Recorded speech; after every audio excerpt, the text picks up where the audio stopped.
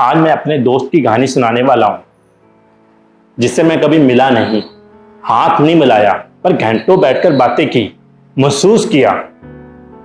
मेरा दोस्त तब मिलने आता है जब इंसान अकेला होता है। अकेला मतलब जब सभी साथ होते हुए भी उसे अंदर से लगता है कि मैं अंदर से अकेला हूं, मेरे साथ कोई नहीं है। रात उससे थोड़ी सी चुभने लगती है कि रात कब खत्म होगी, ये अंधेरा, ये खालीपन कब खत्म होगा। उस वक्त मेरा दोस्त जिंदगी में आता है अपना सहारा बनने के लिए। खूब बातें करता है, खूब चीजें सिखाता है। जिस वक्त मैं जिंदगी को जीना सीख रहा था, तब उसने जिंदगी को समझ लिया था। उसने अधूरी मोहब्बत लिख दी थी, उसने जिंदगी लिख दी थी, अपना दर्द लिख दिया था, अपनी खामोशी लिख दी थी। यह करना बहुत ही मुश्किल है कि अपने दर्द को बयान कर दे, अपने खामोशी को किसी को बता दे। नहीं बताया जा सकता, पर उसने ये कर दिखाया था।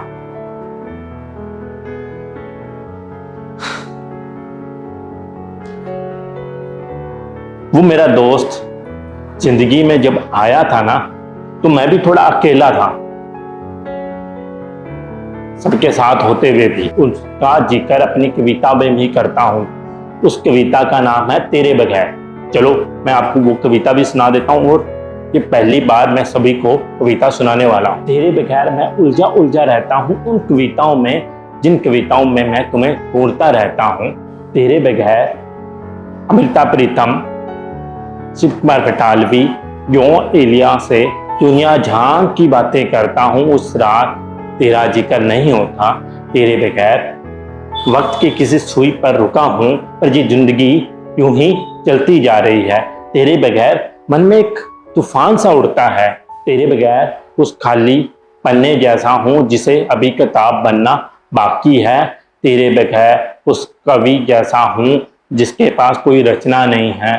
तेरे बगैर मैं मरने की तमन्ना रखता हूं, पर जीने की रस्म निभा रहा हूं।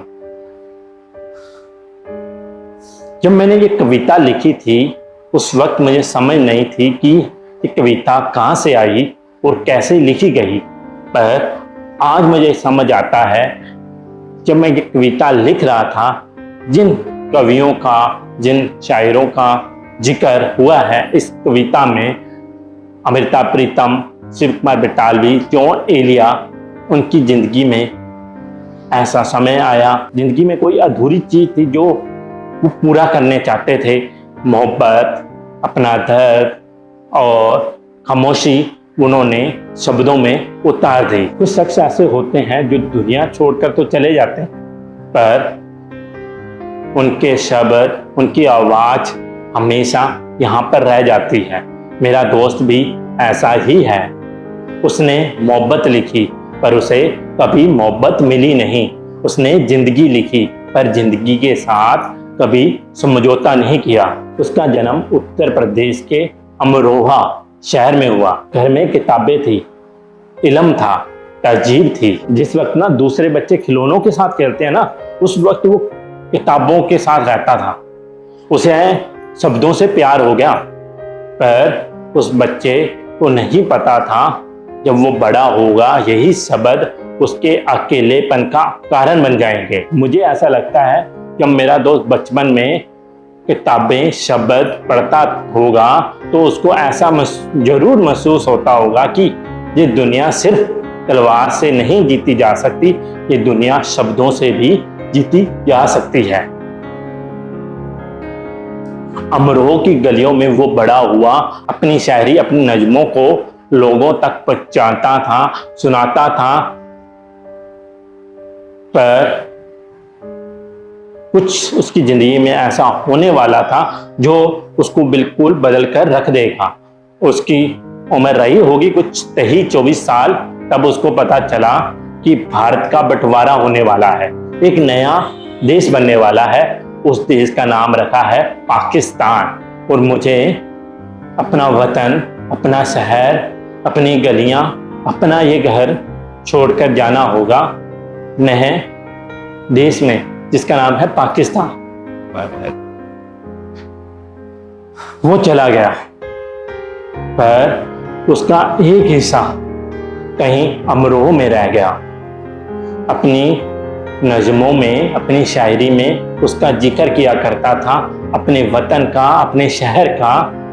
और मुझे ऐसा लगता है जितना वो हिंदुस्तान में रहकर हिंदुस्तानी नहीं था, उतना वो पाकिस्तान में जाकर हिंदुस्तानी बन गया,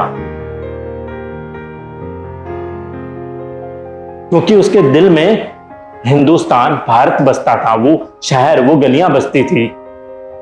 और वो शायरी और नज़मों में दर्द, अकेलापन समझ आता था लोगों को कि इसके अंदर इतना दर्द भरा हुआ है। साल बीते, उसकी शादी हो गई। लोगों ने सोचा कि अपने दर्द, अपने अकेलेपन को भूल जाएगा, पर लोगों को यही नहीं मालूम था कि कभी कभी ये शादी तमाम उम्र का साथ नहीं होता, बस अधूरा सफर भी हो सकता है। 2 साल में शादी टूट गई, प्यार कहीं दूर चला गया, रह गया पीछे अकेलापन और दर्द, जो शायरी नज़मों में बाहर आता था।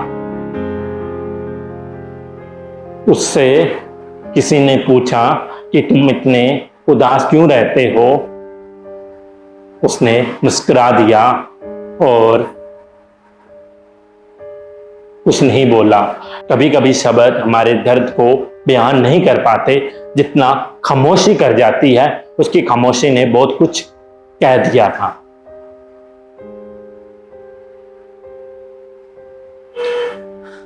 महफिलें सजने लगी, लोग आने लगे,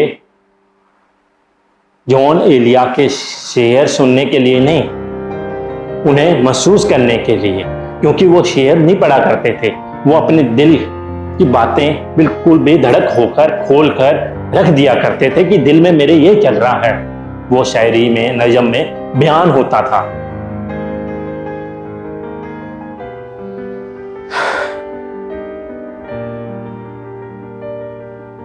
वक्त बीता, उम्र बढ़ी और महफिलों में ताड़ियां बजाने वाले लोग भी बढ़ गए, पर जॉन एलिया की जिंदगी में दर्द, अकेलापन खत्म नहीं हुआ।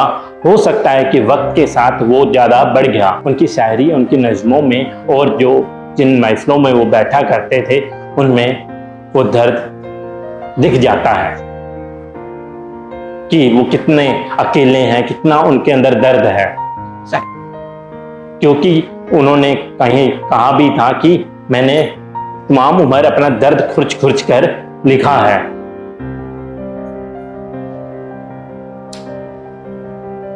वक्त के साथ वो इस दुनिया को छोड़कर चले गए। कहानी यहां पर खत्म नहीं होती। जब भी कोई नौजवान अपनी जिंदगी में अकेला महसूस करता है, उसके साथ काफी लोग होते हुए भी उसे लगता है कि मैं अकेला हूं, कुछ अधूरा है। वो मोहब्बत हो सकती है, वो काम हो सकता है, कोई चाहत हो सकती है जिसे वो पाना चाहता है।